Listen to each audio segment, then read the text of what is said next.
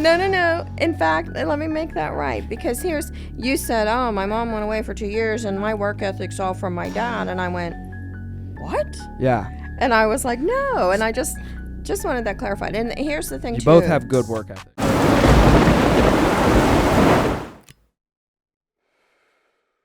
I guess let's just kind of jump right into it. So you grew up in Monroeville? I did. Grew up in Monroeville, Mm-hmm. right? So what about your parents? They grew up in Monroeville, too. Graduated from Gateway High School in 65, and then I did in 85. Same high school. For real? For real. Jeez. And then what about your parents' parents?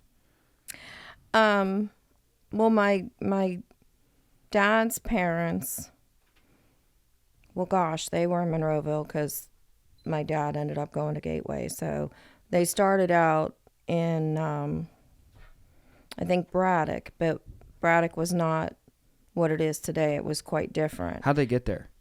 They came across, well, no, that was their parents. One more set. Came from Czechoslovakia. So that was your dad's side? On my dad's side. And it was funny because on the boat over, yeah, they were both from the same little community. And I guess back in the day, their last name was like Smith. Dlabik was like Smith. And so there were several, but they ended up meeting and had the same last name but weren't related, and got over here and got married, and then the rest is history. And when they came over to Ellis Island, and Grandma Dlabik would pronounce it Dlabik, and then Ellis Island dropped the U. What's Ellis Island? That's where the immigrants came over on the ocean. Is that the name of a boat or is that an island? That's an island in New York, son. Oh, okay. Yeah. You act like everybody knows what Ellis Island is. Everybody does. Nobody knows what Oh my gosh, yes Do you know what Ellis Island was? Thank you. You didn't fucking know what Ellis Island was, dude. Everybody He's just knows. saying that. Hey, You see how he's laughing? He doesn't know what Ellis Island is. Did you see the movie Hitch with Will Smith? No. If it isn't like a killing movie, I don't watch it. Oh my word. Oh my word. So anyhow, the name ended up, like, generations ago, it was Dlabik. Now it's Dlabik. Okay. And spelled totally different. Ellis Island did that with a lot of immigrants. So Papton was 100% Czech. No. His parents weren't 100% Czech? No, because his grandparents were. Okay. But his parents weren't. So, his dad married Grandma Henderson. Who was Czech, 100% Czech? No, Grandma Henderson was German and Scottish. And then his dad, though, was 100% Czech? Yes. And then your mom's side, so her parents were Scotch-Irish. Okay. And so my grandmother's mother was an O'Leary and married a Lafferty. So she was all Irish. Yeah. And then Great Pap was Scottish and English. Yeah. And I'm not sure who came over or when from his side of the family, but it was 1700s. But I don't know names or much more than that. So what was growing up for you like? Well, I was an only child, so when I was little, it was pretty awesome. I got whatever I wanted.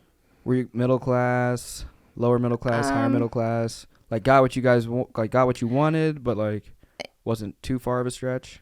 Yeah, I'd say middle class. Maybe we probably lived upper middle class. I would imagine because Pap had Corvettes. So yeah, I'd Which say. I don't know how. I mean, unless Corvettes were really affordable back then. No, he just knew how to save and budget. Yeah. And that's essentially what he did. Was he always working? And yeah, I was gonna say, and he'd worked 2 or 3 jobs. Yeah, because I remember him showing me a journal of his hours. Yeah. And it was like and if they 8 to offered 9. overtime, he was there. If they asked him to stay a double shift, he was there. What did he do for work when you were growing up? He worked, and when I was really little, he worked at Wabco. He was in the foundry. He was a machinist. And Wabco was Westinghouse Air Brake Company in Wilmerding. Yeah. And they made brakes for like the log jammer at Kennywood, which Pittsburgh people would know. But anyhow, he was there, and then they closed it down. he ended up going to work for Westinghouse, and worked there in the nuclear division, and did he was an eddy current analyst, and then he was a nuclear engineer. Yeah. Worked for a company called Masterly until So, he retired. did he have a degree, or how did he get into all this? No, right from he started working out of high school. Yeah. And he actually from high school he sold shoes at Kaufman's downtown Pittsburgh, Yeah. and saved enough money to get himself a 1967 Corvette. And he was married and had me, and still was able to save and buy himself a Corvette. So he was never married before Grand? No. They got married out of high school. They met in high school, and they eloped. They graduated in 65, and they eloped in November of 65 and got married. Okay. And so... Because neither of their parents would give them permission to get married. So I don't know. What do you mean? Well, I guess back in the day, you had to have your parents' permission at 17 or 18 years old to get married. Yeah. Or I don't know, they couldn't do it in Pennsylvania. So they left in the night and went to North Carolina. Yeah. And got married in Raleigh, I think. So what was your best memory of growing up? Like all the way up to high school?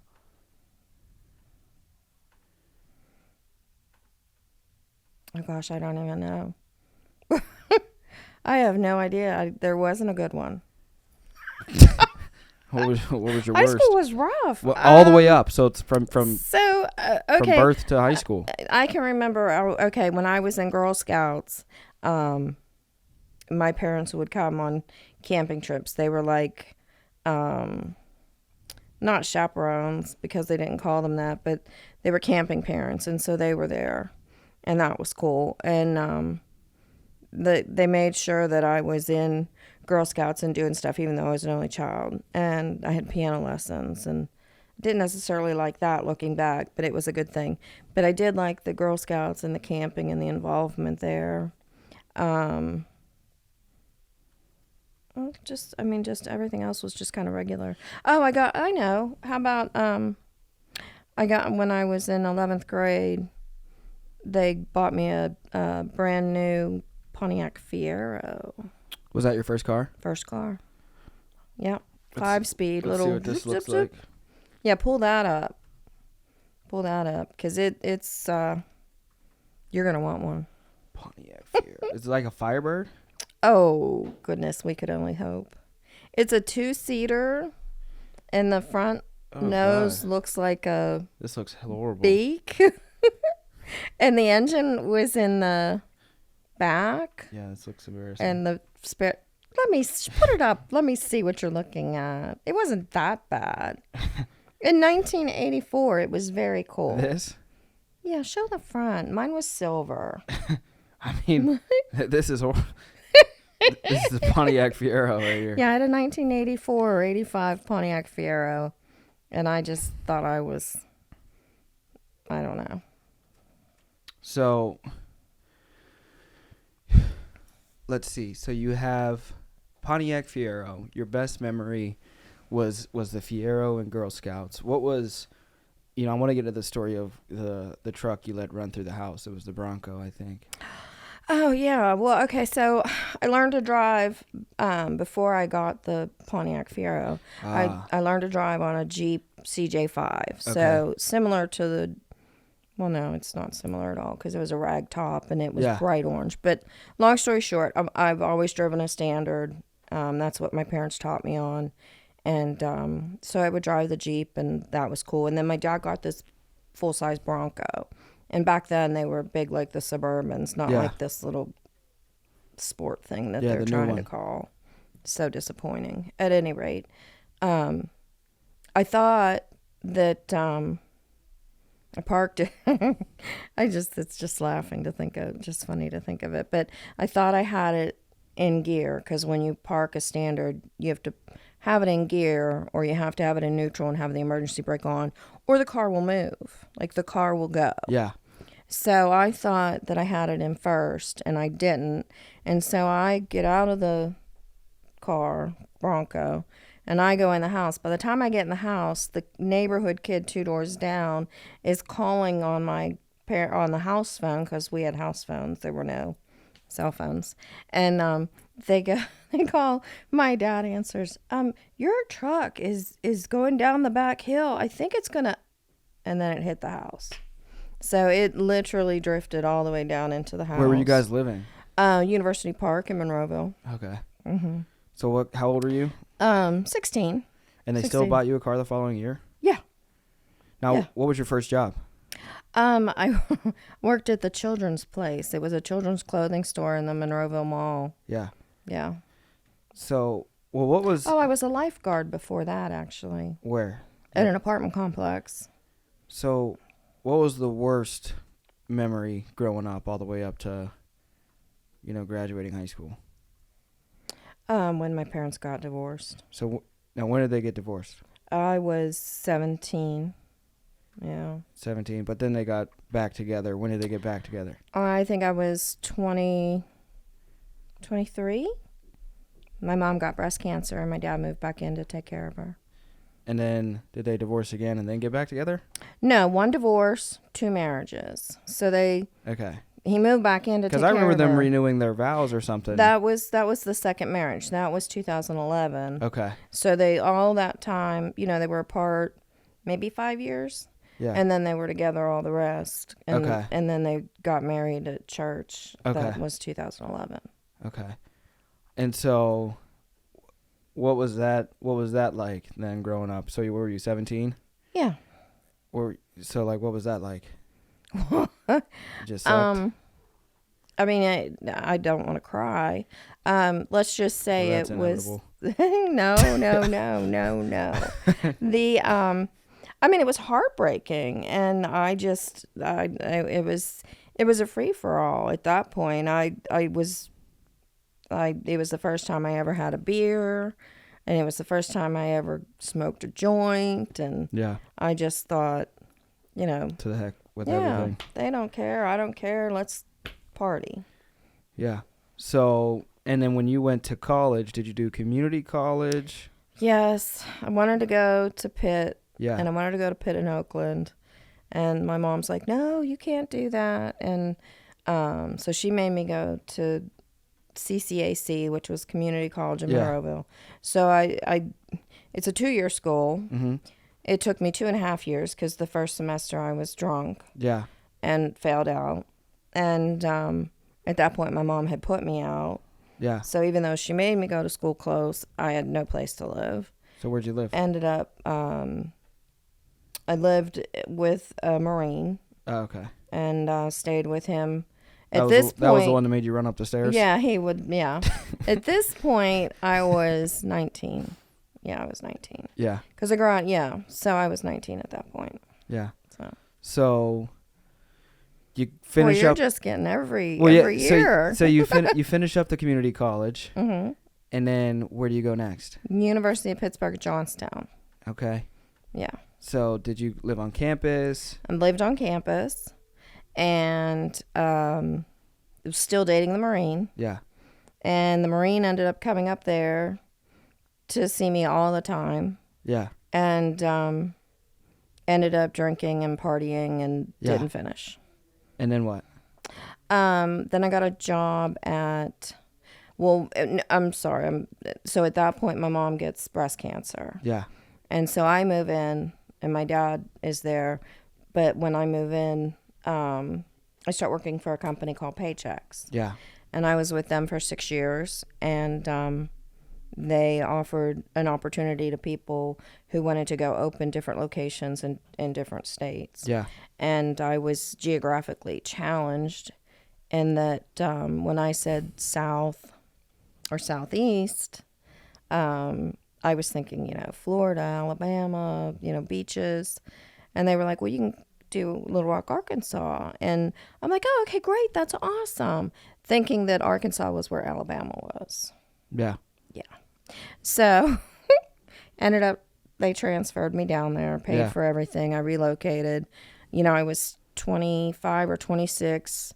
I had 2 cars, 2 dogs, perfect credit, and a good job. What dogs did you have? I had 2 boxers. I had Cleo, Yeah. and then actually no, I only had one when I moved. Yeah. Because I got the second one in Arkansas. So, but anyhow, I drove the one car down, which was my second car, which was a Ford Escort. They don't make those anymore. Let's see what this looks like. And I bought the Ford Escort. I bought myself. So I drove it down. I flew back, and then I drove my Ford Thunderbird down. And they don't make those anymore either. Yeah. But anyway, so I was down there. I was situated. I was working for a company called Paychecks. Really liked what I was doing, and lo and behold, I met your dad. Yeah. And what I thought would be 2 or 3 years at one location and then go open another location and so on and so forth ended up being 12 years in Arkansas. Yeah. And 2 kids. Now, before we jump into all that, what about, now you growing up, even though you said you were an only child, who was your best friend? My friend Sammy. Okay. I don't think you got to meet her. She came to Pap's memorial. Yeah? I think you left. either? You left before Okay. she got there. So Amy wasn't your best friend? She was one of them, but Sammy actually lived with us for a little bit. Okay. And I feel like this is the first I've ever heard of her. yeah. Well, So it was you've been on time to fake the best friend. memorial. Fake best friend. No. So what about Aunt Joy? You guys basically grew, I feel like you guys, from the stories, it sounded like you guys grew up together. Oh, yeah. So, yeah, Aunt Joy, and so it's sad looking back because we grew up together until we were about 7 or 8. Yeah. And then Grandma married Jim and became Grandma Henderson. And she and Jim, Aunt Joy and Alan moved. Florida. No, Erie. Cockerton, which is Okay. just, yeah. So they moved up there. So every summer I would get to go up there and spend 2 weeks. And that's how Joy and I got to spend time. Yeah. But we were together all the time when we were little and then just over the summers. And so, yeah, we... With the snowmobiles. And Oh, yeah, we had so much fun. Getting Yeah. in trouble and blaming it Yeah, on. Uncle Alan ran me over with the snowmobile, Yeah. and it went across the road. And Aunt Joy ran me over with the wagon on the back of the... Yeah. Everybody ran me over. But you guys had to So- work. They Oh, always yeah. put you to work. Oh, yeah. Jim made sure. And that's, I think, where the work ethic came, too, from Joy. Do you think it was from being put to work or seeing, I don't know if Grand ever, I mean, she can work. She still works pretty hard somewhat today. She worked. She worked while I was growing up. But do you think mainly like seeing your dad's it was my work dad. ethic? Oh, it was absolutely my dad. Yeah. He worked to the last. Like until they told him he could work no more, he worked. Yeah. So, and even then, I hated being. I remember he he fought. just wanted to work all day. So, yeah. Well, do you remember when Aaliyah asked him to build the treehouse, and he said, "No, there's work to be done. Yeah. We're not building a treehouse till this work's done." Like she never got the treehouse. That breaks We my just- heart. You just rearrange that mountain every year. I feel Every like that year, was his- move it around. So. But so you moved to Arkansas. Now how do you guys exactly meet? Were you working at a building and he came in and because I hear that's how he meets his girls. Yeah. So, well, I don't know. At the so banks. here's the funny part. It wasn't him that I met first. It was your papa. Okay. And your papa came in. And see, your papa is 15 years older than me. Your dad's 6 years younger than me. Yeah. So it was like, no, maybe. At any rate. Let's see what I gotta do with. At any rate, your papa would get his payroll done through Paychecks. So he would show up for payroll. Very nice. Always very polite. Very nice man. Yes. And then he called and said, my son's going to come pick up payroll checks this week. Is that okay? Because you have to, you can't just hand out payroll checks to anybody. Yep. So, sure, that's fine. And so your dad shows up. But I jumped ahead. Your dad calls and says, hey, I'm running late. It's like 5 minutes to 5. And he's like, I'm on the North Little Rock Bridge. I'll be there in a minute. I'm like, I don't know where that is. Are you going to be here soon? He's like, oh, yeah, I'll be here soon. 35 minutes later, he shows up for the checks, which I don't stay. So he was picking up checks. He was picking up the checks for Papa, for Okay. Papa's business. But he called to say he'd be late, which I guess that was nice of him. Yeah. But he had to because I'd have left at 5 and shut the door. But so at that point, he's like, well, I'm so sorry I was late. I'm like, yeah, you were really late. That's Yeah. rude. And he's like, well, I'll take you to lunch or something. And I said, no, you can take me to dinner. And he's like, okay, okay. And so he'd come and get paychecks every week for a few weeks. And I finally said, okay, I'll take you to dinner. And I said, oh, no, don't worry about it. And he ended up taking myself and the sales lady to lunch one day. And Yeah. then from there, he asked me for my number and we started a date. So from dating until would you guys marry or have me first? We were married. I was pregnant with you when we married. And then how long was that from when you guys started dating until marriage, conceiving Well, me? we started dating in 97. You were born in 98. Okay, so you guys And you were were a married in a year. complete, yeah, like 8-9 months. Yeah. Well, you were a complete surprise. Oh, No. I didn't. Yeah. Well, so I mean, it wasn't a shotgun wedding or anything. We Yeah. got married in Vegas, so. now from there until Aaliyah was born 2002. What year did you guys split up? 06? I was going to say the first time was 2004. And he said, please don't leave. I'll be good. Yeah. And then 2006 was the real deal. So when did you notice more of like, I guess like, what were the issues? Just like, was there always a drinking issue? Like I always wonder like, when did he start? I always talk to Lee about him. Like, when did he start drinking? He was always a drinker. It was most often beer or whiskey. Yeah. But if he didn't have a 6-pack of beer to drink a day, I would have been surprised. So like eat from the day you met him. Oh, absolutely. Did you ever ask like when the drinking ever started? I didn't ask him because the way the barn was run, I just figured they all started in their teens. Yeah. Because they would Yeah, I always guess be so. working on the horses, and Yeah. there was always a cooler of beer on somebody's truck or somewhere. When you went to Arkansas, was that the first time you saw a bunch of black people on horses? I That always was the joke first about time that. I ever saw a black cowboy in my life. Yeah. Ever. Just black cowboys everywhere in Arkansas. Yeah, and it's normal. Yeah. And here, it's like what? Or well, in Yeah, nobody believes me. Pittsburgh and Pennsylvania, they're like, nah. Yeah, no one believes me. Yeah. So now was the drinking just like under control, or like were there what were the issues? It was just Well, I mean, how much do you want me to share? well, I mean, it's an opportunity for you to get your story straight, because I wanted to have you on also because I know I always over exaggerate. So we'll lead into what exactly, you know what I mean, transpired. Well, I mean, it for me, it wasn't the drinking so much, because after 4, 5, or 6 beers, he would fall asleep. Yeah. For me, it was the women, Yeah. because there were always women. Yeah. And there were always, oh, that's just A friend. Mm-hmm. Yeah. And it didn't matter. The women could be 60 or the women could be Dang. 20. And I always thought, oh, it can't be. She's Yeah. too old. Oh, it can't be. Whatever the case may be. Yeah. And it ended up that it was just Now- wherever he could get in, he would get in. I remember being in this little house, and we had, was it Penny?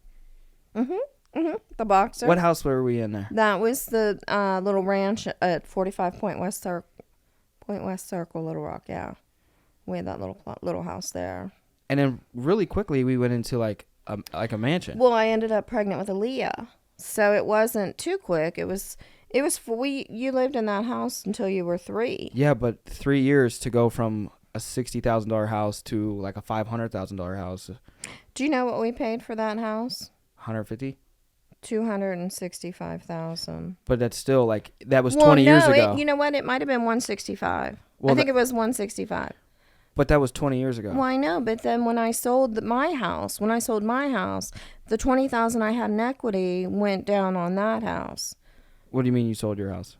That house on 45 Point West Circle was mine. your house? Okay. Yeah, that was not Okay. your father's. So the equity you're saying contributed to bringing down the value, not necessarily the value, but what it cost you guys in regard to the $165,000. Well, yeah, we were able to put down a big down payment because I had that cash.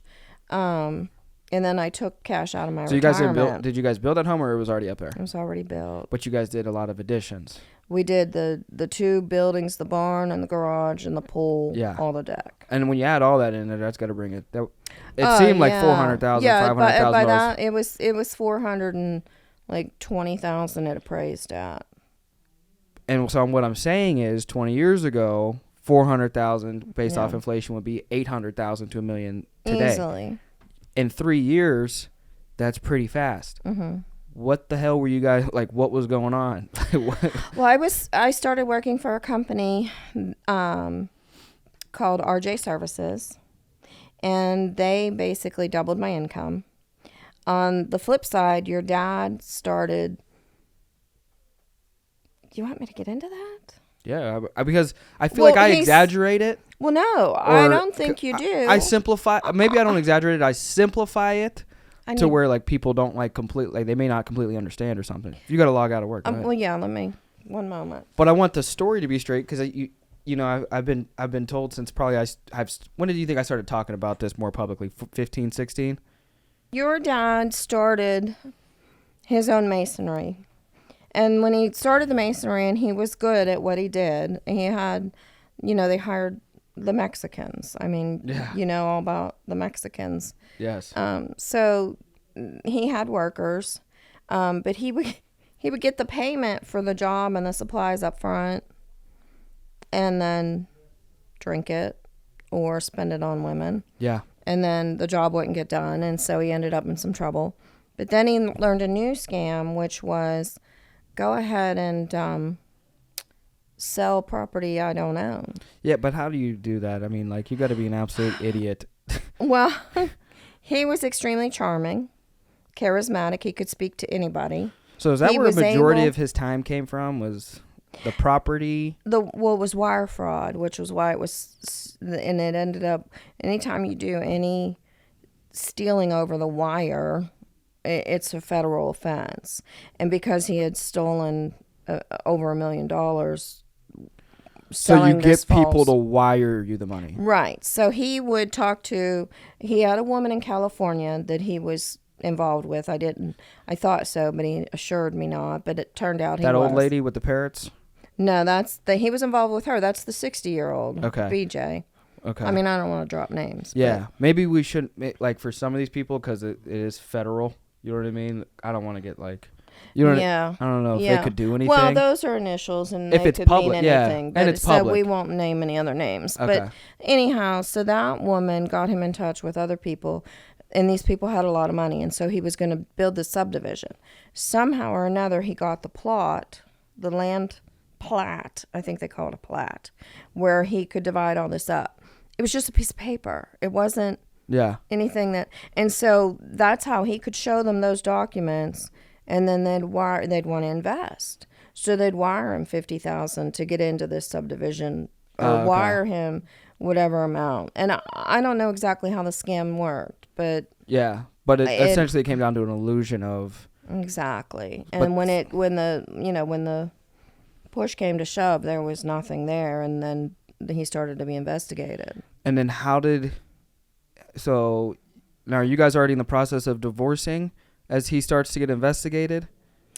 Yes, we were. Well, you had to have been, because 2006 you divorced, 2009 he went away. Yeah, well, so 2004 I asked him for a divorce. Yeah. And he said, "No, I'm not. I'm good. Nothing's going on. I'll stop seeing her." Yeah. And that wasn't even who he married. This was another woman. Yeah. So 2005 I start tracking, and I realize he's dating. Can I say her name? I don't know. Or marry her. Let's not say her name. Yeah. So we know who we're talking about. But so that was 2005. And I really wanted out at that point because I knew stuff was wrong. I knew the FBI was coming around. Yeah. And at that point, I got an indictment letter on myself. Yeah. And in 2005. And I showed it to him, and he's like, "It'll be fine. You're white. You haven't done anything wrong. You don't have any offenses. You'll be fine. You'll get a smack on the wrist." I'm like, what did you do? Yeah.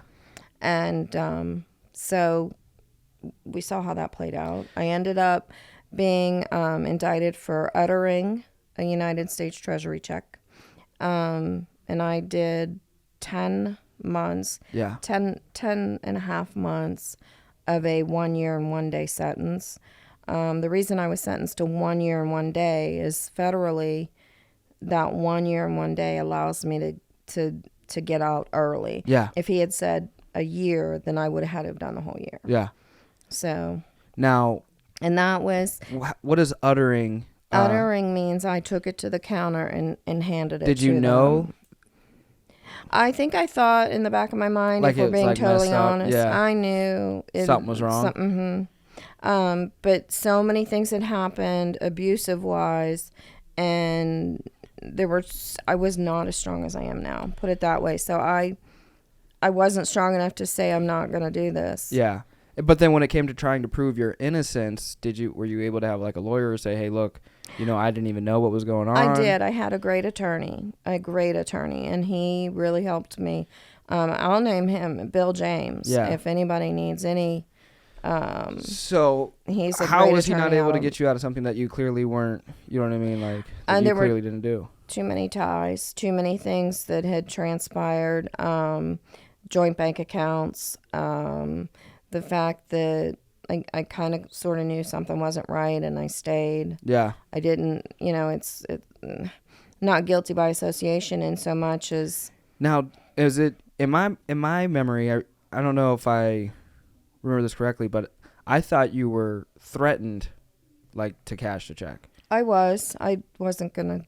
Well, that's part of the story that I'm like, well, I'm pretty, because I'm like, I tried to defend. I was under duress. I was pretty much told. Now they don't take that into consideration. Like, you can't say in the court, like, hey, look, I was gonna like, they were gonna hurt me or my kids. My kids. Yeah, no, it's he said, she said. I didn't have any proof of that. Oh, so they didn't care. There were no hospital records for any abuse.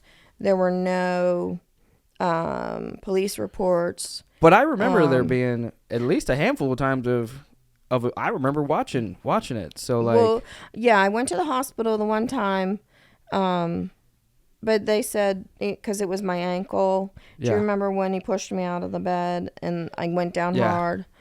Well, that wasn't abuse. That was just me tripping. Yeah. It was situations like that, and then one time, I was in the hospital for something else. I can't think of what it is right now.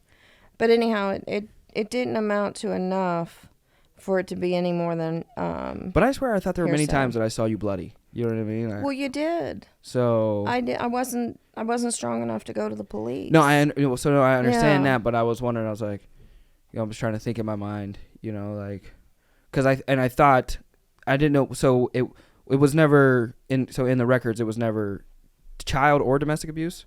Well, he was charged dependent neglect, child abuse on Paris. Yeah, because I was going to say, I remember he was trying to beat him with a 2x4. Yeah, I remember. I remember that night. He locked him in the. Well, you ran. I remember the 2x4, and then I remember you running us like under the bed. It felt like the whole house was shaking. Yeah. Well, yeah. Now, why would he get angry? I mean, I know what triggers him and gets him angry, but like I'm trying to think, like, growing up, like, because from some. Most of it's like you never were worried about the drinking. You know what I mean? Because he would fall asleep. Yeah, that was the least of my worries. It was the... What would trigger the anger? Do as I say, don't question me. Yeah. And I would question him. Yeah. Because I knew stuff was going on. Yeah, yeah. And then I'd get body slammed or choked. The knee in the chest, the head on the... Yeah. Yeah. So, now,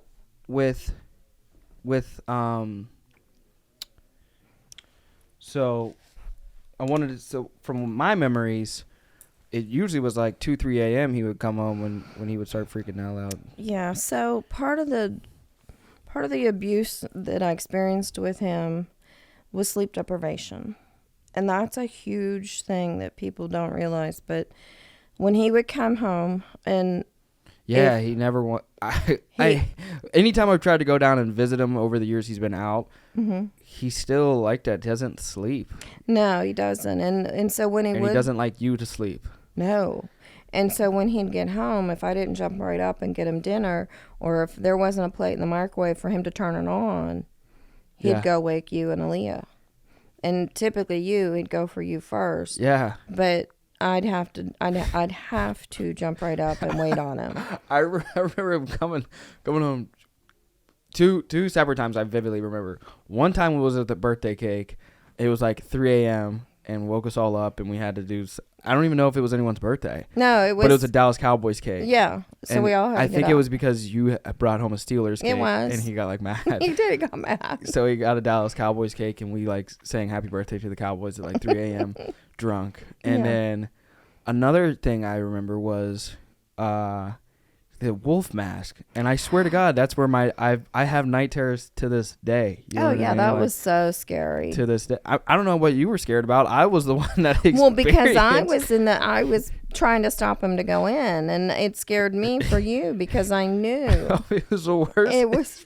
To this day, I think I was like up into like I look back at my life and like think about how horrible my sleep's been. You know what I mean? For all my life, so bad. it was It's fine not funny. until that night he came home. He had this wolf mask on him down this long dark hallway, and I just see. First off, he's black. You know what I mean? So you can't see him. He's dark as fuck. And then he's got the wolf mask on, and he's growling and starts chasing me, and it was nuts. You know? Yeah, that was. But horrible. I remember CYS even as a kid coming to the Montessori school because I would be bruised up all the time, and it wasn't always from sports. It was he just was real rough. Remember your ear? Yeah, so I broke two bones or something. I fractured 2 bones in my ear, and I remember like the school was like on like lockdown. You know what I mean? Like I was investigated the whole day and everything like that, and I know they like hated him. I think you guys ended up pulling me out or something. Well, I didn't want to, but when we left, obviously, but he didn't want you in that school. Yeah. And he didn't want your sister in that school. Oh, it was horrible. He was so mean to them, and he was so awful to you. And then let me tell you this: see what I got in trouble with CYS when you were 2, and I had you at a daycare. Sometimes you would get the eczema right at the crease of your ears. Yeah. The skin would get dry and irritated. Well, he was dating, didn't know this, one of the caregivers, little nursery school care, and she called CYS and said that I used to pull you around by your ears. So they had to come out to the house, check your ears. Yeah, CYS has checked on me a bunch. Oh, yeah. A bunch. Oh, yeah. I'm like, he has eczema. You can call a pediatrician. Yeah. But that big, when your ear was so, oh my gosh. The story was you got hit with a baby doll, but I think he hit you with the belt. No, he did. I wasn't going to bring that one up, but I think, were you in night school? Nursing school, and I was at clinicals, yeah. So I don't know what happened. Both of you. But he got drunk and it had to have been for like an hour. He just beat me with this belt for like an hour, and I was just sitting behind the dining table just crying, wondering where you were at. But yeah. But see, that's and I was the stuff that just breaks my heart. Yeah, I think about it because like it's weird. You know what I mean? To want to beat somebody, but I look back and kind of laugh. It's kind of funny. No, it's not. It's sad. So, it's sad. So, you guys split up. 2006, we move back, and then it was from the storyline, it was the house or the kids. Yeah, he told you the house or the kids. You can have the house or the kids. And then I said, you I'll picked take the us. kids. We packed up. He let us pack up a few things. Yep. And we packed up, moved back to Grand's. I think initially, was I angry when we moved back? That first time? When we first got there, you were fine. I remember being fine. I remember the room was sweet. Yeah. Here's what, and this is where your dad and I both made a huge mistake. We didn't tell you we were getting divorced. Oh, okay. And then when I ended up going away and your dad came and got God, that was you, horrible. At that point, you knew we were getting divorced. But I was whisked away, and I have no idea what you were told. But, But I don't remember you telling me you were leaving. I just remember you coming home and saying, hey, you were like a little upset, but you were like, I have to go away for a little. And then you just kind of like walked back out the door. And that's all I remember. Aww. So I don't remember. And then I don't remember anything. And then he did something similar when he went away because, he came and took us. So how did it really play out? Did you sit down and tell me and Aaliyah, or? I didn't sit and tell her because she was 3. She actually, I went away the day she turned 4. Okay, so it was our birthdays. Yeah, and we made cupcakes on Sunday. Yeah. For you to take to school Monday. Yeah. And I remember you were skipping with your cupcake basket. Yeah. But that was my last. And then he had you. And then you guys came back, different kids. Yeah, I remember. So now how quickly because the school went on like police lockdown. From what they told us is that we were getting like the school was under attack. But he didn't, like, when we got out there, they seemed somewhat cordial, but they made it seem like we were under attack. They had us in like bomb formation where you cover the back of your necks. Yeah. So we're at Vernon Montessori in Mount Pleasant. We're at that Catholic school. The nuns are crying and screaming. They're like, he's come back. I don't know if you guys had warned him about my dad. Well, but he came with a document that was a false court document. Now, was that ever prosecuted? No, my mom and dad tried to. It ended up that it didn't make a bit of difference. It confuses me. Now they spent, what do you think, $100,000 over that 10 months? Probably, if not more. Now that confuses me because if they spent that much money and that much energy and like, is it just charm? Is that all it is? So he was just able to charm? Well, no. Well, while I was in the Alderson federal prison camp, that's when they were trying, and there were no grandparents' rights. They weren't recognized in Arkansas. So because the kids had been in Arkansas for years and only been up here in Pennsylvania, or up there in Pennsylvania for 90 days, Arkansas law prevailed. And then even though he kidnapped them and took them across state lines, because I was incarcerated. Now, did it ever get documented as a kidnap? No, because I was incarcerated, they didn't consider it a kidnapping. Okay. So that's how he was able to do what he did. But then we had to fight. I only did 10 and a half months. The reason I say 2 years now that it's clicking for me now, is because even though you were gone, actually away for 10 and a half months, you guys were still fighting where you didn't get custody back immediately. Because I remember you coming down and visiting. Yeah. So we were really down in Arkansas from 2007 to 2009. No, just 1 year. It felt like 2 years. Well, it probably felt like forever because it was horrible. Yeah, it did. And then when we picked you up, your dad had taken you to the hospital saying something was wrong with you. Yeah, I remember that. And I remember that was horrible. Now I remember being really violent on my way, on the way back. Yeah, I was gonna say you were so upset and so angry, and you were inconsolable, and I didn't know what to do at that point myself either. Yeah. And then remember we went to counseling for a while, and you hated that. Oh, I hated that. Even when it was the nice woman, not the court ordered woman. Yeah. We won't name names. Yeah. But we know. But lo and behold, you both turned out to be fantastic kids. So there was another. I hated I think I just always had bad experience with counselors, because then when he got out of jail, there was another counselor, and that was probably the next worst part of my life. Probably the most, another pivotal part was when he got out and all the confusion and everything like that. Well, and I didn't even know. He got the because we had a protection from abuse order, and he wasn't allowed to reach out. And even while he was incarcerated, he wasn't allowed. Now, when you were away, I swear we never talked to you, or like. He wouldn't take my calls. I had so many phone minutes you get, and then he was court ordered to let you talk letters? to me. I wrote letters every day. Yeah. Did you get any of them? No. Oh. But so, what was that like though? So, like being away, what was that like? It's probably the best and the worst time of my life at that time. Yeah. I say best because it's probably what got me away from him for good. Yeah. Worse because it changed all of us. Yeah. And I had no idea what was going on with you guys. Yeah. At one point I talked to you on the phone and you said, well, my mom's dead.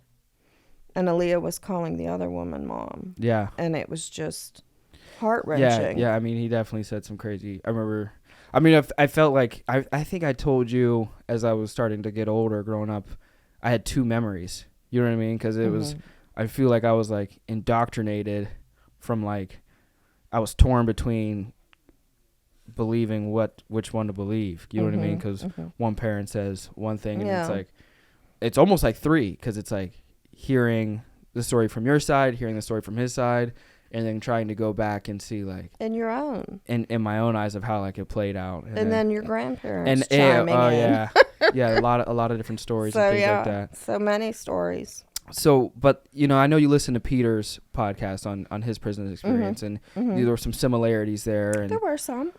You know, what were some of the worst parts? I know we don't do chicken for you no more. Yeah, no chicken. Don't do chicken. What were I don't know if you should name names of the people, but there were some big people. In she left right before I got there. Oh, okay. So but it was the first time I learned a lot of slang and a lot of lingo. They would do count, like you'd have to be in your cube. We were in cubes, not cells. And you never got in a prison fight or anything? Well, that's what I'm going to tell you about. Okay, you did. Oh, good. I just lost it. The prison fight? No, but this was before. So we, they would do count, and you'd have to be in your cube. And this is different. Let me remind me about the fight. But this was, they would search cubes for contraband. You couldn't have any contraband, whatever it might be. And so they did count. Then they sent us all out into the yard, and they go through all our stuff. Yeah. So I get called down to the warden main office, and one of the women officers or whatever, she's like, is this your fan? Oh, yeah, that's hilarious. And I'm like, what? She goes, is this your fan? I go, no. Well, why'd they drop a dime on you? I go, what? She goes, why would she drop a dime on you? I go, I don't know what that means. She goes, why would somebody tell us that's your fan? I go, I don't have any idea. She's like, go back to your cube. Yeah. Because I had no clue. But drop a dime means giving info. Yeah. So now, I learned that. Oh, yeah, now, absolutely. so to the fight. So there was only one good meal. You could make one good meal and one good dessert, because we could make a cake with a can of soda and something else. I forget now. But the microwave was a big deal. One microwave, 80 women. Mm-hmm. So I'm in there and I'm microwaving, and this is refried beans, but it's powdered beans. I dump in a dish, you add water, and then if you're lucky, somebody's stolen rice, and you can put rice in. So it's in the microwave, it's cooking. This woman comes and takes my food out of the microwave and puts her food in. You don't do that. You don't do that. So I take her food out and put my food back in. Well, she comes up on me and chest bumps me. And I grab my rice because she had taken it back out, and I'm holding my dish. And I said, don't touch my food. And she went like this. Well, the food went everywhere. And everybody's screaming, fight, fight, fight. Well, she was probably a 50 or 60-year-old woman. I'm 40. That's the other thing. I turned 40 in a federal prison camp. Woohoo! But we didn't fight. We calmed down. But I got called down to the warden's office for that, too. So that's your mom's big prison fight. Don't touch my food in the microwave. Yeah, food's definitely always been a big thing for us growing up. Yeah, so, food. So we get out of prison. He's in the process of going to prison, and you're out. We're trying to get reacclimated. Now, you came down to visit once. Well, yeah, actually. Did you visit and take us back that same trip? No, or just I was not allowed. It was just a visit with a counselor. And that's when he sat us all in a circle and then called Aaliyah a liar when Aaliyah said, you did beat me with a belt. And then he and his wife was like, no, we didn't. We were just playing around. Yeah. With a belt? I don't think so. What was I like? You were very reserved. You like Aaliyah ran right up on my lap and hugged me. Yeah. You were more cool. You came over and gave me a, kind of a pat on the back. Yeah. Kind of. And just a little standoffish, and I'm sure it was just all the confusion. And then when they sat us in that group, you had said the same thing. Well, they didn't say you were lying. You said you had to fight your stepbrother, and that wasn't cool, and you didn't know anything about what had happened with me, and so on and so forth. Yeah. And that wasn't cool. So I mean, you spoke your mind, and they didn't call you on it, but when Aaliyah tried to say anything, Yeah. they made her like a liar. And I think it was because she was little. She was 4. And then what about after that? What all? Where'd we go from there? And I want to say that was like September, October, and then I was allowed to get you Christmas, December Yeah, 27th. It was right after Christmas. Yeah, you guys And had then, like it seemed like there was like 2 years of gifts under the tree. But I remember we came back. Were we happy about the gifts, or were we still angry, or was I just the only angry one? you were the only angry one. Yeah.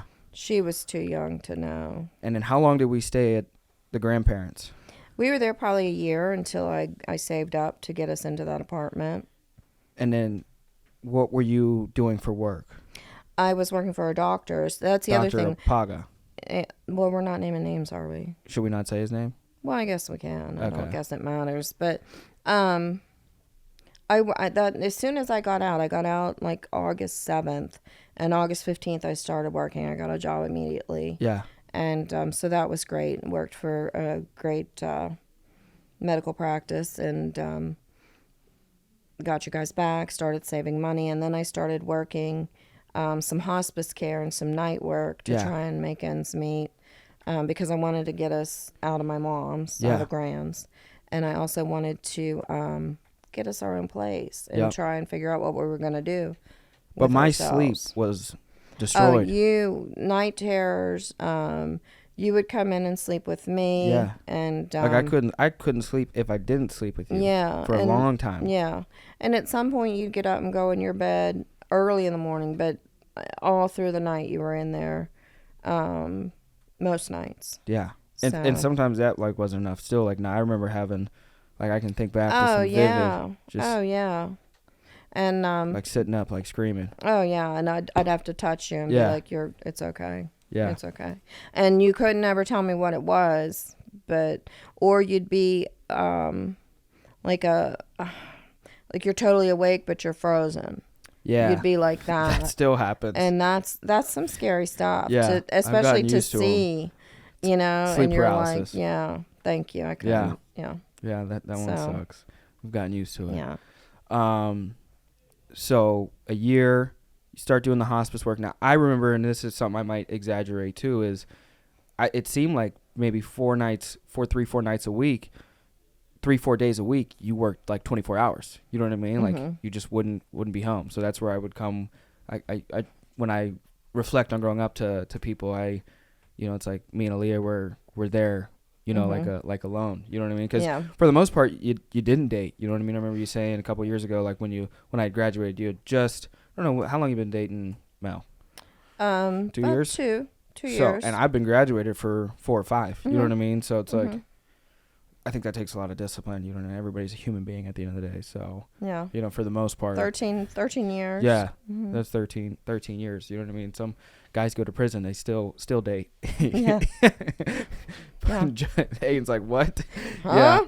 Yeah. So I guess, so with that, is that pretty accurate? Like 3-4 nights a week you're doing hospice nurse to make ends meet? There were 2 or 3 months where I was gone, and I was relying on you, which was horrible. You're 9-10 years old, and you were and well, we made it work. Because every time you would leave, I'd try to find cake mix or something, and I don't know if you ever came home and saw like the dishes or anything, but I would. There would be icing or cake. I would just sneak it in, make Aaliyah come out. We would build a fort or something. Yeah.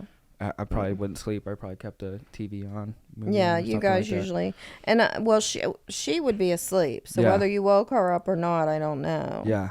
But you might have laid down. But I remember the spots helping a lot. But it was not 2-3 months. I remember you doing hospice work for. Well, I did, but I'm saying there was a stretch where I was gone. Oh yeah, like quite a bit. But then it wasn't. You got caught up. Yeah.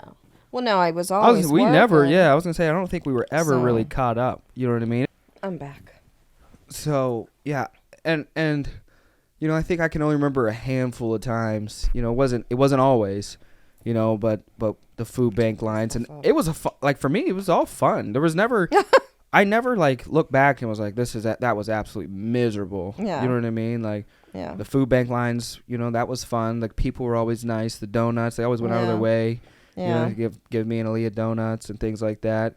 I think the water and lights are off maybe a handful of times. So I don't want any people that follow our story and us just to think we were bums or you were bums. Yeah, no, we were always. And we'd fought. We tried, because I remember we fought for that pardon for forever, and we never heard anything. Well, it was cool because remember the one time I got the automated response. Yeah. It seemed like an automated. I don't know, but they sent like a physical letter back. You got a letter back. So I was 12, 13. Mm-hmm. We were both fighting. I was emailing the president or writing letters to the president. I think it was Obama at the time. You still have that letter?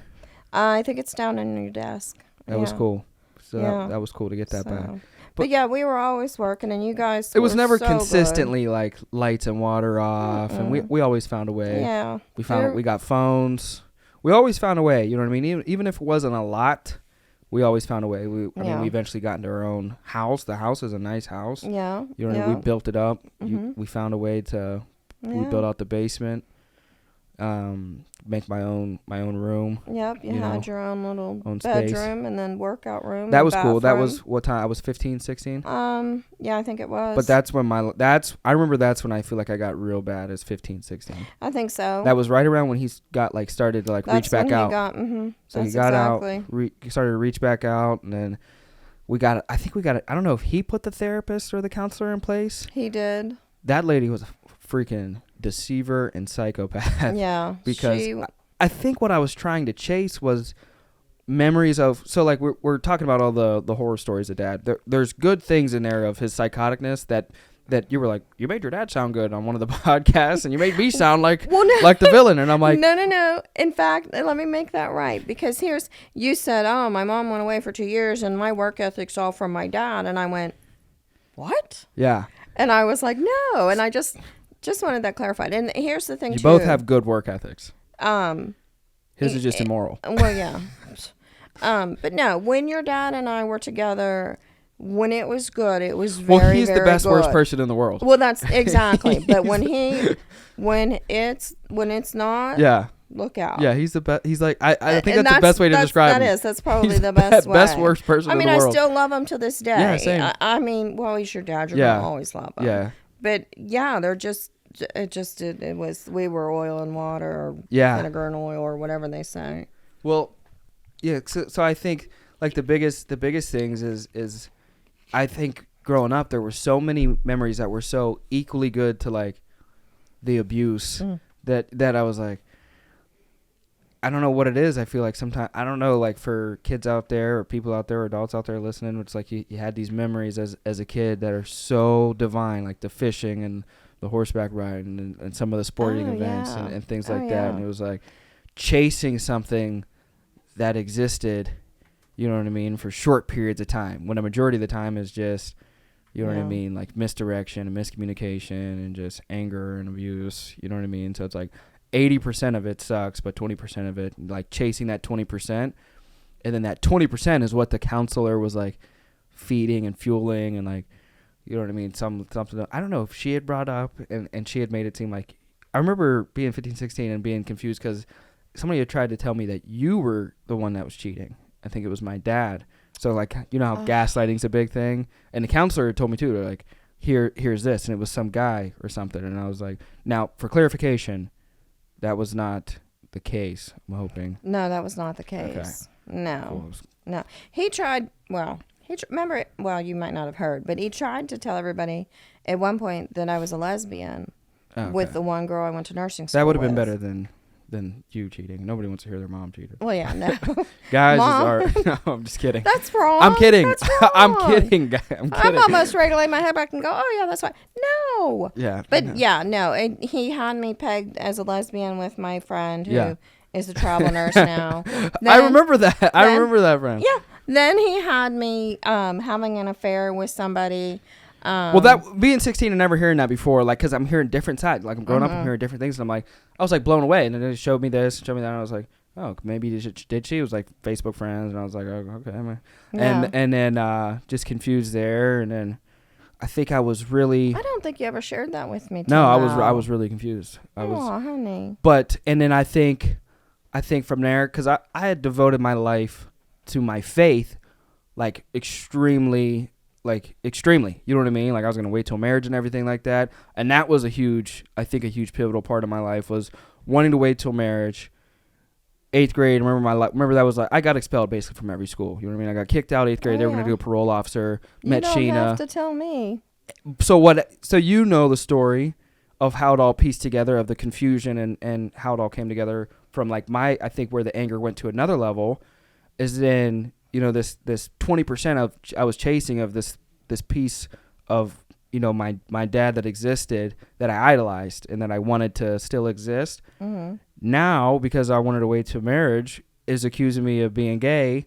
And then, and in my little, what, how old was it, Leah? 11? I think she started laughing, and I get like pissed, and I'm like, you know, I'm coming back. You know what I mean? And I think came back, but I remember just even then, 15, 16, being like just indoctrinated again of just saying the most outlandish things to you of like, you know what I mean? If you don't let me move down there, like I'm gonna like kill myself, or Yeah. you know what I mean? You say you beat me or did some crazy ass stuff, and I can think back now, and I'm like, what happens to like one, how influenceable are our minds, especially the child's mind, you know what I mean, where it can be so manipulated to what like our lives, you know what I mean, how they unfold, because it was like I feel like I've lived 100 lives, you know what I mean. Maybe everybody feels that way, but and then it all unfolded to coming back, and then I just think that's when I started diving in. I think I got a gun. When did you find the gun? Was I 15? I want to say you were 16. Yeah, Because I think you were driving the cruise at that time, and I was. Thought I had the gun before that. Well, then I didn't find it until maybe you did. You were I don't cleaning. know. So what? I was changing your sheets, and I went to tuck the fitted sheet, and I went like this, and it hit that gun, and I about. Did you start crying? Oh my gosh, yes. It was bad. It was bad. Because I was very angry because you didn't even get rid of it. You like asked me what my plans are with it. I wanted to know because you know, if it had bodies on it, what are you are you gonna do? Yeah, I remember that. And then I kept thinking, well, I'm a felon. Yeah. What is that? Yeah. You know. Yep. So I only had that gun for 6 months, a year, not even. Wow. But that was nuts. You know what I mean? From going to like changing my life, devoted, committed. I was on a good path, good routines. Yeah. Got a good job, good in the church, and then that all went out the window. Drugs, sex, just as much as I could have, just as anything. You know what I mean? Just wasn't really big on the drugs. Something you guys did to me growing up, where I was scared of everything outside of weed. Then my skin wasn't the best. I feel like in high school, maybe it wasn't horrible, but you know how I freaked out about any pimples. You gotta watch your skin. I freaked the hell out about all of them. Yeah. And I told myself it was from touching the weed. So I was selling weed, and we'd be down bad, and I'd have you drive me out or something like that. But we needed the money. It wasn't like I would like. Usually we were a pretty giving family. It was like I'm helping you out, or you're helping me out. It was we just had to find a way to make ends meet. You know what I mean? I didn't always go on the best routes of doing it, but and then I think 17 is when the house got shot up, and that I think my eyes started to open a little bit then, because it was like when I kicked these kids out and they started shooting the house up, and I didn't know what was going on. I just, because the music was so loud, but people came upstairs and they were like, all the glass is shattered, and I was like, and then we started finding the bullets, and it's so weird how like the police freak out about you know what I mean, like you pass a stop sign or something like that, but we give them the bullets and they didn't even care. Didn't do a thing. You know what I mean? They didn't care at all. No. But you got pulled over in the driveway. Do you remember that? What'd I get pulled over in the driveway for? Because I guess you ran the stop sign and you came all the way home into the driveway, and then he pulled in behind you. Oh, yeah. And then wrote you a ticket. Oh, yeah. Yeah. Yeah, they didn't play. They didn't play. So we do all that. I feel like I got the job in 2017. You started working at UPS. Yeah. Started working at UPS. That was a good time. Yeah. Crazy high school relationship. That made emotions even worse. Oh, yeah. I feel like destroyed the little all medical thing there. And destroyed all the doors. Yeah, the doors got punched. I mean, how many doors do you think we went through? At least 6. 6 doors, all the kitchen cabinet, the whole kitchen. Yeah. The, And then the glass on front of the stove. kicked my foot through there Mm-hmm. when you tried to kill me. Oh my gosh. I had my wisdom teeth taken out, and I had read something before that, like, if the bleeding doesn't stop or something, I don't know some type of bone nerve exposure, and like you could die. A dry socket. Dry socket, yeah. And Yeah. I was a hypochondriac, Mm-hmm. and just I'm on the steroids. I don't react good to certain medications. Yeah. I think it's something genetic, and yeah, it's not good. I went to a different level, and I don't know if it's genetic too, but like I go to this level of anger, and there's like a new level of like strength and invisibility. Mm-hmm. So invincibility. Yeah. Invincibility. Yeah, not invisibility. Yeah. I'd love to be don't invisible. But I kicked my foot through the stove, and then did I throw the dining table outside? I think I threw the dining table outside. Yeah. And how many broken windows? Oh, we did break that window a lot. Yeah, because nobody would carry a house key. Yeah. So you guys just break the glass Yeah, we just jumped through the window. and crawl through the window. Yeah, that was funny. And yeah. That was funny. So UPS, start to get my life on track a little bit, but the high school relationship was toxic. So almost got killed by her dad a few times. Oh and yeah. Myself just being an absolute nutball. Yeah, setting yourself on fire. Set myself on fire. Running naked with but when did I start? What, running naked? What? with the KFC bucket. Oh, okay. Yeah. Yeah, running Yeah. we with the KFC bucket. That was funny. Mm. So Dancing on top of the cruise. when we almost ran a kid over too. And then I said, I heard that you were dancing on the roof of the. No, I wasn't. Then I show you the video. Oh, that's not me. That's you. so, and then from there, when I check back the memories, because I thought I started like self-development and like really focusing on reading and developing myself when I started to work here. But when I check my memories through social media, it looks like I was, and like some of the journals, it looks like I started reading before I worked here. You did. What got me inspired to like change my life? I think it was when you came back. It was. I thought I just like started working here immediately. So I came back because I tried to go to Arkansas again because I was like, dude, I'm going to be broke forever. Yeah, but you were going to do the college School. down there. And then try to do business because I saw he was making money. And I was like, there's got to be a way he's doing it that I can do it legally. But there was a small window between when you started, and I think at that point you knew, and you started getting back into the Word. Yeah. And then you started reading. I think you read. I was real heavy Uncle on scripture. Heath got you. Uncle Ben. Rich Dad Poor Dad was Uncle Ben. I thought that was Uncle Heath who got you. Could have been Uncle Heath. I think it was. And I read it. Yeah, you didn't want to. Yeah. But we all said you should. Yeah. So maybe that was the first book I read. It might have been. And maybe that was the one that impacted me. But The Secret, I think, really. Oh yeah, I gave you that one. The Secret by Ron Way Brown. back in really, the day. That one. That's the one that I always tell everybody. That was the first book that really changed my life. Yeah. That's a game changer right there. But I remember being in that high school relationship as all this stuff is unfolding, and I remember her telling me, "You're getting too smart." You know what I mean? Because I guess I was dumb before or something, but I don't know. Wow. And then we ended up breaking up, going into this, and then I've been here ever since. But what were the first few years like? You know, I've been working here going on 5 years now, 2 years, going on 2 years into owning my own insurance agency. What were those first few years like? Staying in constant prayer, because I knew you were going to be something even from when you were little. Yeah. I always thought you'd be a preacher just because you were so well spoken, and Yeah. maybe the preacher not, but I knew that you were going to be a great speaker. And so a whole lot of prayer, because the car accidents and the falling asleep and the late nights and the, selling everything and that, whatever I forgot that when I do, sold everything in the house just so we could get well, started. and anything you needed, TVs, I Xbox, had your back. yeah. I think I knew from the start this, and not maybe. How much do you think I like? What are some of the things that stuck out to you that I was doing daily? You know what I mean? Like, You were constantly you had a morning routine, I guess is what I'm looking for. Yeah. I did feel like I was working out at 5 a.m. since I was like 16. Oh yeah, that PX90. Yeah, or P90X. P90X. So you were doing that. You were in the Word. There was worship music. You were writing stuff down. Yeah, the affirmations. So yeah.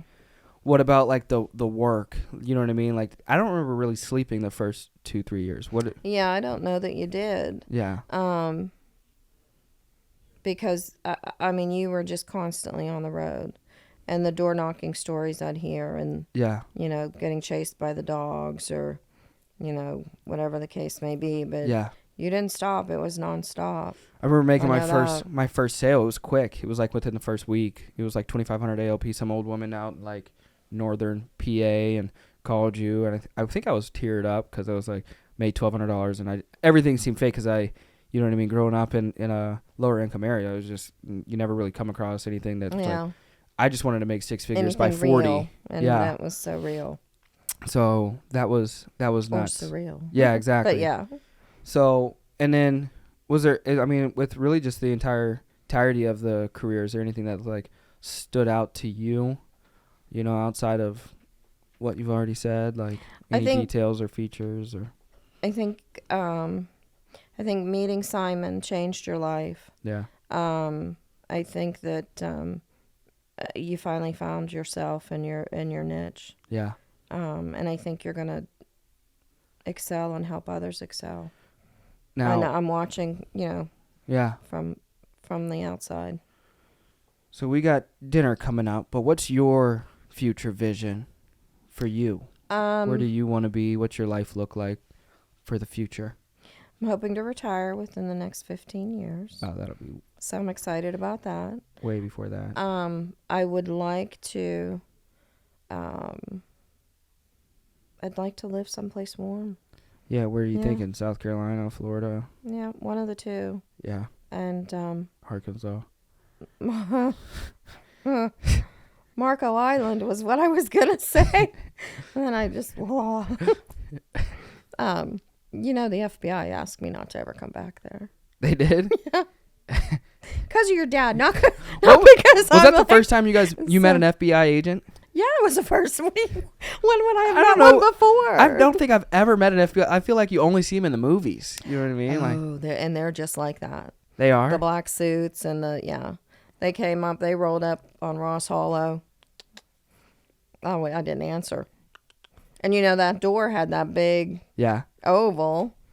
And Aaliyah was in her little, she wasn't even 2. She was in her little walker. And I wasn't answering. And then I heard whoop, whoop. I guess on their cars they have these weird. Yeah. So finally I opened the door and they're like, we could see you in the house. I go, yeah, I didn't want to answer. They go, why not? Well, I was scared. Well, there's nothing to be scared of, ma'am. We're the FBI. Well, okay. That's the exact reason to be scared. Exactly. Yeah. Have you met my husband? Yeah. Which, of course, yeah. So, but, I have to say, I thought that we'd do the podcast and you'd be like, what are your favorite movies? Oh, well, we'll get into that.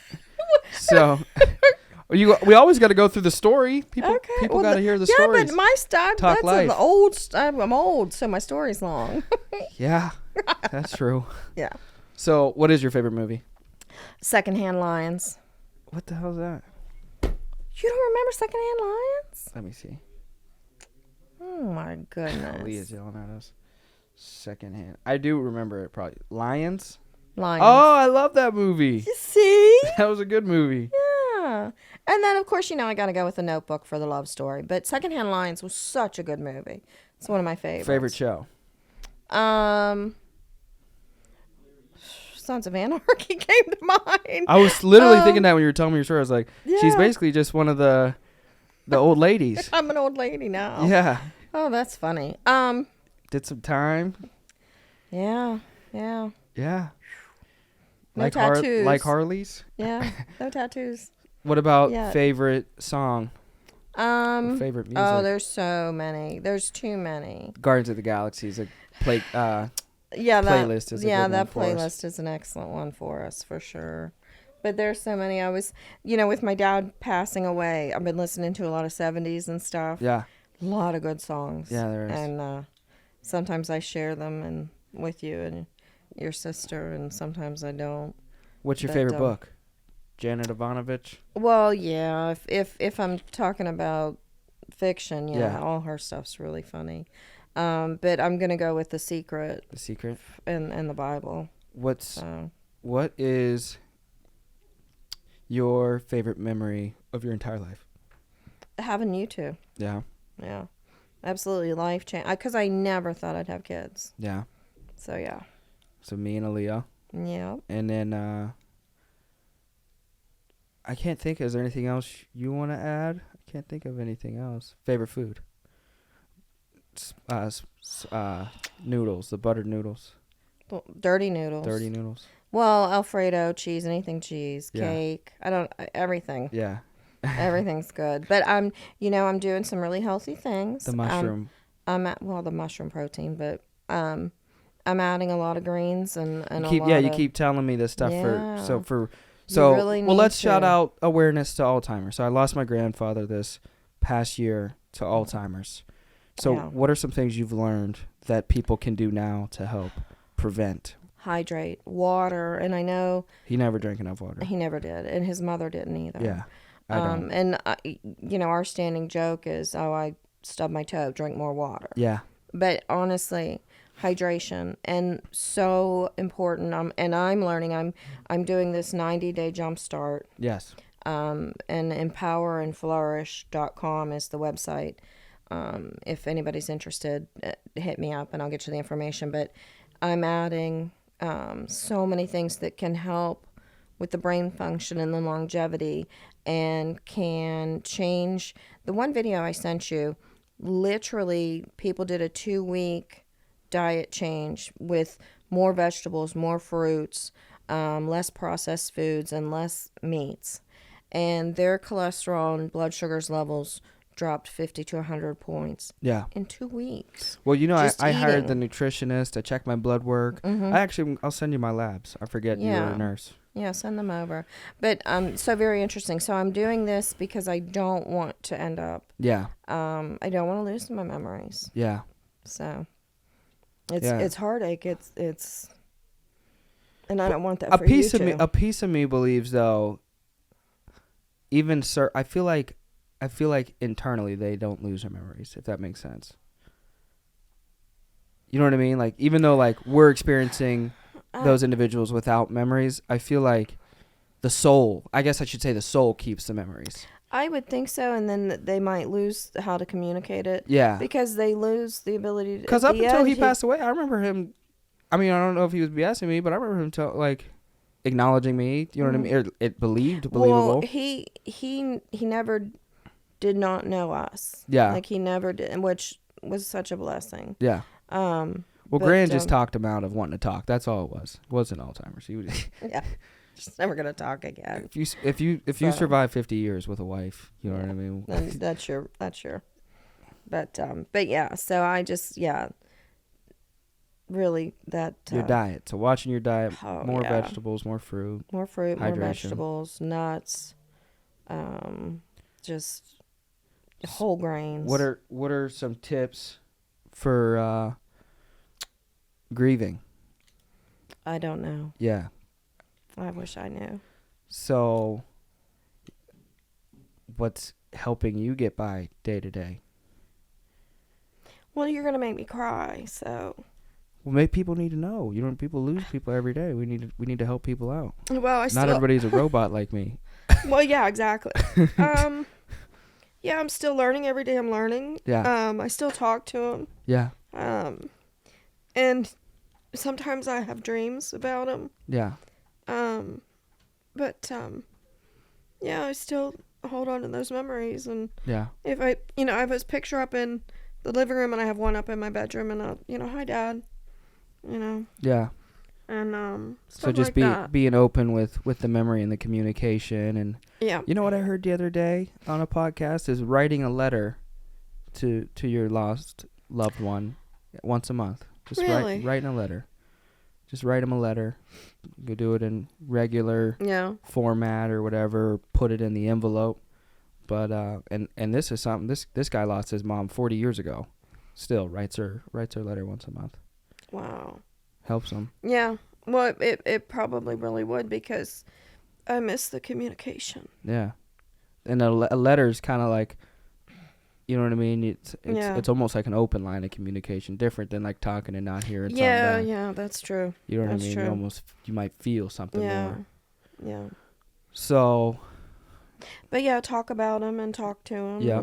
And talk about it probably. Yeah. You know, even if it makes you cry, just let it out. Yeah. So. Well, I wanted to get through this without crying. I think it's good. I think it helps. So, well, we're gonna get dinner. We got the Batman movie tomorrow, breakfast, and hanging out. So, yep. Haven't seen you in a little bit. This is exciting. Yeah, so. Very exciting. Very All exciting. right. Well, love you. So I love you too. Thanks for having me on your podcast. Thanks for making me so I can make a podcast. All right. Yeah. All right. Love you, Mom. I love you too, buddy. Peace, y'all. Varsity Kings. We're out.